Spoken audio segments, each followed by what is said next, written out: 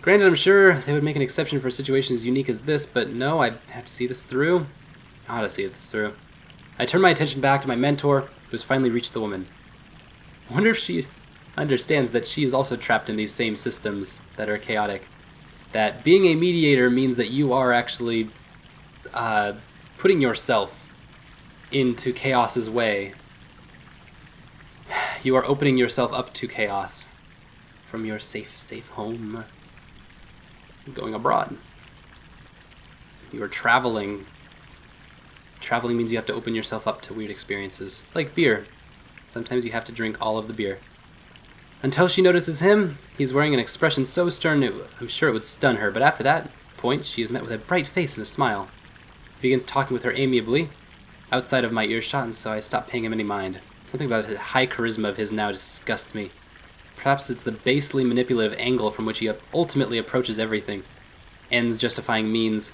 The needs of many over the few. Various ridiculous philosophies. He's a manipulative guy. Even for having to be around him, I feel gross and dirtied, worse for being associated with him, and especially worse for letting him do what he wants. But right, of course, I shouldn't let him bother me. Just as he said, my job here is to watch, this isn't my responsibility. Distance from him now, I start feeling much calmer than before, and when he returns, I feel oddly impassive about the whole situation. I just asked for directions, there's a library close by. Come on, we're running. With that he takes off at a sprint, clearly slower than his true pace, I would guess for my benefit. For a second I contemplate walking, but I reason promptly that there's no point in making matters any worse. We rebelled. We did not follow through correctly. But we did rebel, and that's important. Being in the presence of books has a placating effect on me. Ever since we entered here, I've been breathing sighs. Everything makes sense in books. Everything's carefully placed, planned out, logical, and clear. They reflect what I once admired in reality. Of course, reality doesn't offer such things anymore. After all, here I am, sitting in the library of another world, my mentor tapping away at keys, trying to find a man to kill. I wonder what kind of books a world with wars has. One's about bloodshed and suffering. As long as they're fiction, I might like to read them. Granted, I've lately found it difficult to determine what exactly fiction even is. Got it. I won't say that's good, but catch myself from automatic politeness. Nothing about that is good. I should have sabotaged his computer somehow. At least she's still trying to fight. I suppose that's all that's left is to murder the man. I give Cyrus a curious glance to suggest a question, possibly one eliciting the whereabouts of the president. He seems to pick up on it. Don't worry about where he is, it's not like it would mean anything to you. Instead, I've got to tell support we can't shift on our own to unconfirmed locations. I'll tell you this though, the society's pretty open. The floor plan of their entire government building is online. Found it on a website offering tours of all places. The president's office is on the top floor. We'll try going directly there. Break my gaze and I look at his computer monitor. Out of the corner of my eye, I see Cyrus lifting his wrist to his mouth and talking to it. I could eavesdrop. I don't care. Let's look at books. Here's a thought: in the infinite number of words, and a supposedly infinite number of worlds, then theoretically there's no limit to what has been written, right? That would mean that each world has their own unique writings, their unique piece of an infinite collection. How enlightening. We're going, Winter. Let's do it. Wonder how long I can keep up this charade of nonchalance. I'm afraid that as soon as I take it down, I'll be completely aware of the severity and sickness of the oncoming event.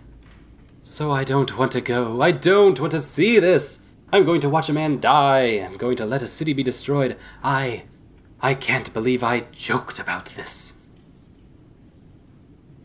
Completely relinquished my rebellion. Now I can't save anything. You could easily say that this was my fault.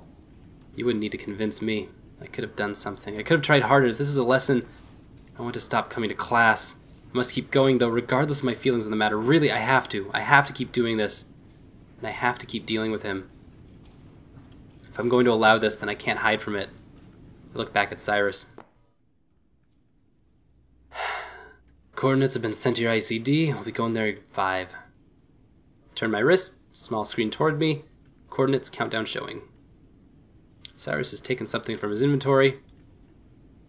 Before I even see it, it's a weapon. He pulls it out. I'm at a loss for words. I only know that it's a gun from being vaguely similar to one in my textbook.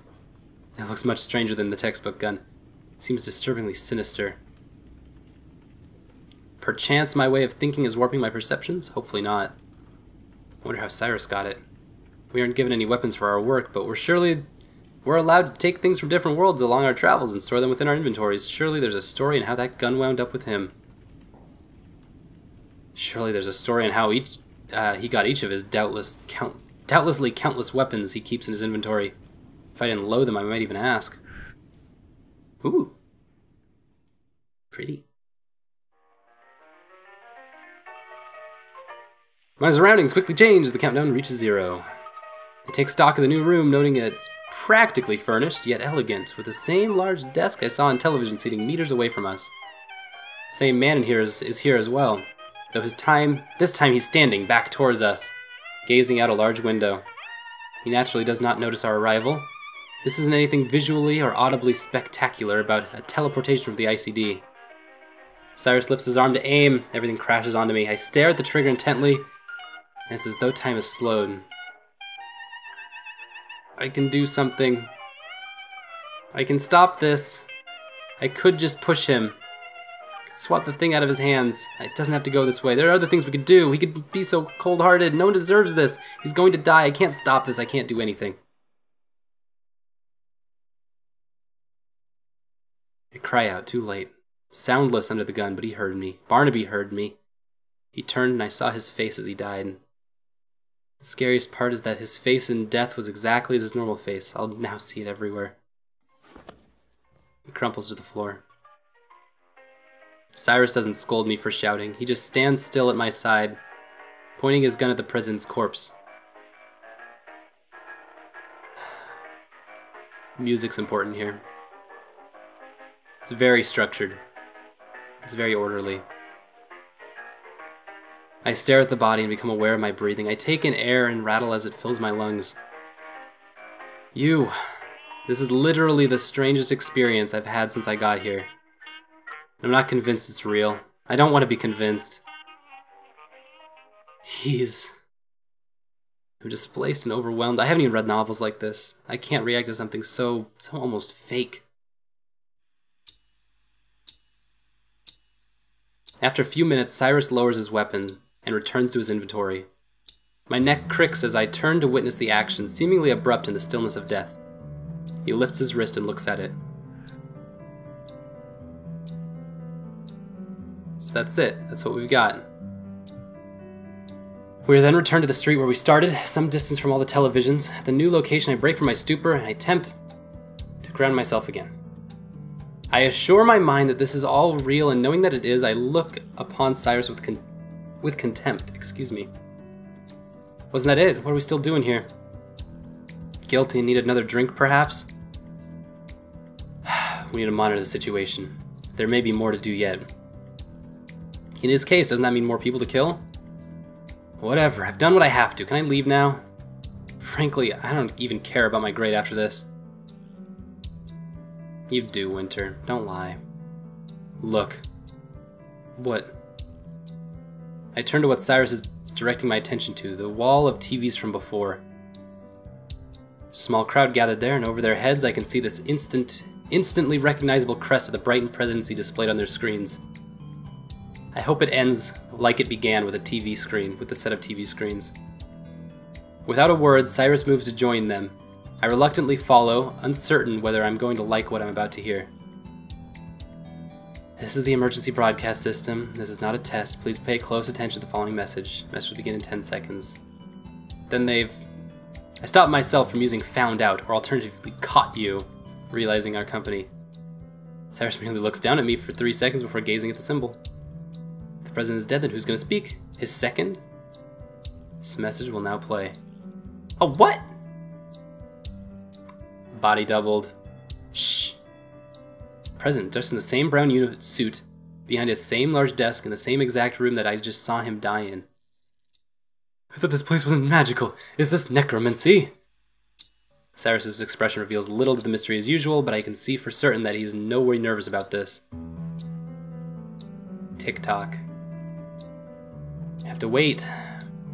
Can't be necromancy. Rigid physics, Winter. Makes some sense. Cyrus probably killed a body double or something. Is body double the right term? He killed somebody acting as somebody else. At least I seriously hope so, because the last thing I need after all this is wizards. People of Brighton, do not be alarmed, for the news that I bear is by no means alarming. This tape is to be played at the time of my death. To be more exact, the time of my assassination. Alright, of course. This must have been what Cyrus expected. The people shall now have a martyr. Shit, did we play into the president's plan to be martyred? Wow. Oh, that might be ingenious. I don't know why we didn't even give the people here the precedence, the benefit of the doubt that they also have plans, ideas. Vice President Haynes shall now carry on my duties, few as they were, from here on. He will also make certain my final order is brought to fruition. So then where is Haynes on this? My body tenses at his words. As I said, this is not alarming news. After my actions today, I fully expected Gabrea's retaliation. I know what he means. It's crawling forth in my head, the realization that I, in my inaction, advocated this. But you couldn't have helped it. The system is way beyond you, dear. You didn't even know that this was going to happen. You couldn't have even fathomed that. I didn't even guess that. It's so obvious, but...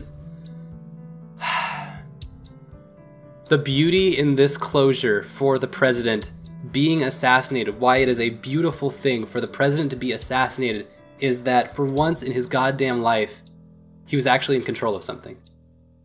He was actually in control of his own death.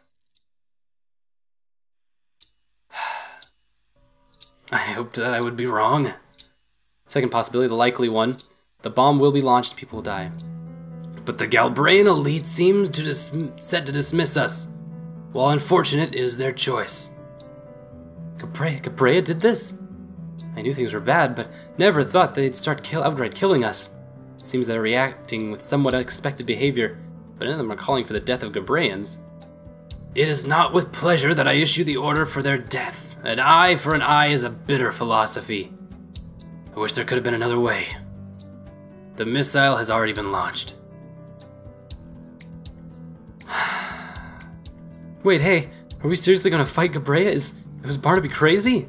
Just because we got a military doesn't mean we can fight anyone. We don't stand a chance. We're gonna get slaughtered. Haven't you been keeping up with the word on the street? That bomb is supposed to take out Gabrea. The whole damn city with one bomb. They're the ones that are gonna get slaughtered. Good goddamn riddance. As far as I'm concerned, Barnaby nailed it. Gabrea should pay, had their chance. They pissed it down the gutter. Hey fellas, we've been dying here for about 100 years and what? So's the Gabreans could sit on the lazy asses all day and watch us bleed? I say let them learn something about what it's like to suffer and die. I plug my ears but their voices pierce me. Yeah, we could do this. Barnaby fought and died for us. He's always been fighting for us. We shouldn't let his death be in vain. Man, when I first heard this speech I thought he was nuts, but maybe the old bastard was right out all along. Maybe this is how we should fight back. Kill the fuckers. Let's show them what we're made of. What am I hearing? I do hope severely that we will be able to negotiate after this. Fuck negotiating. Shut up, we can't fight them, are you insane?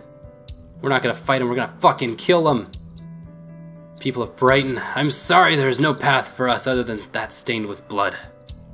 Do not forgive for my decisions. Do not forgive me for my decisions. I only pray that tomorrow will be a better day for you, and that my choice was the proper one. Good night, Brightons. It's been an honor serving as your president, as little as it ever meant. Crowd erupts into commotion, screams of praise, shouts of anger, but one overwhelming cry, give them hell. I don't know what it means, but it sickens me.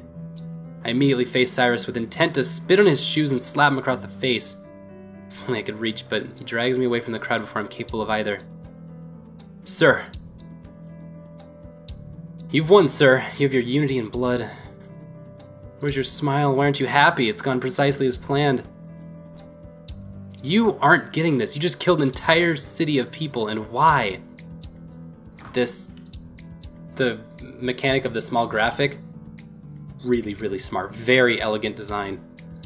Showing action while also not having to use many assets. especially for specific actions. Why, I ask, because you refused to listen to me, because you were so stubborn and couldn't stop you. You miserable, shrewish, murderous oaf. Can't believe this. How could I have let this happen? This weight isn't something someone like me should bear. I can't bear this enormous load of bullshit. This guilt at my incapability. Fury at your foolishness. This disgust in myself for my apathy. Why won't you say anything? Look over there.